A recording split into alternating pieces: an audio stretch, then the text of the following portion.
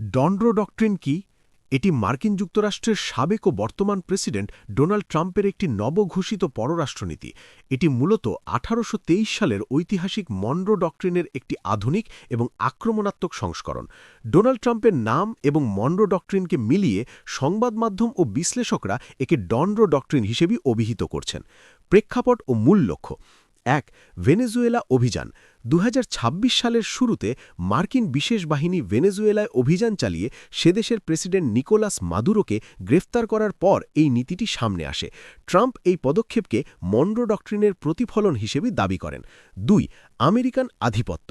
এই নীতির মূল কথা হল পশ্চিম গোলার্ধে আমেরিকার নিরঙ্কুশ আধিপত্য পুনঃপ্রতিষ্ঠা করা। ট্রাম্পের ভাষায়, পশ্চিম গোলার্ধে আমেরিকার প্রাধান্য নিয়ে আর কখনো কোনো প্রশ্ন তোলা যাবে না। ৩. বিদেশি প্রভাবমুক্ত এলাকা। চীন বা রাশিয়ার মতো বহির্দেশীয় শক্তিগুলো যাতে আমেরিকার পার্শ্ববর্তী দেশ যেমন ল্যাটিন আমেরিকায় কোনো প্রভাব বিস্তার করতে না পারে তা নিশ্চিত করাই এই ডক্ট্রিনের উদ্দেশ্য। ৪. সরাসরি হস্তক্ষেপ। ঐতিহাসিক মনরো ডক্ট্রিন যেখানে মূলত উপনিবেশ স্থাপন রোধে সীমাবদ্ধ ছিল, ডনরো ডক্ট্রিন সেখানে সরাসরি মারাত্মক শক্তি প্রয়োগ বা শাসন ব্যবস্থা পরিবর্তন বা রেজিম চেঞ্জের মতো কঠোর পদক্ষেপকে সমর্থন করে। ডনরো ডক্ট্রিনের মূল বৈশিষ্ট্য: ১. একতরফা পদক্ষেপ, ইউনিল্যাটারালিজম। কোনো আন্তর্জাতিক জোট বা জাতিসংঘের তোয়াক্কা না করে যুক্তরাষ্ট্র নিজের প্রয়োজনে একতরফা সামরিক সিদ্ধান্ত নিতে পারবে। ২.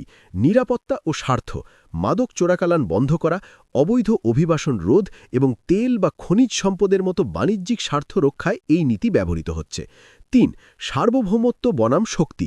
সমালোচকদের মতে এই নীতি আন্তর্জাতিক আইন এবং প্রতিবেশী দেশগুলোর সার্বভৌমত্বকে হুমকির মুখে ফেলছে, তবে সমর্থকদের মতে এটি আমেরিকার নিরাপত্তা নিশ্চিত করার একটি শক্তিশালী মাধ্যম।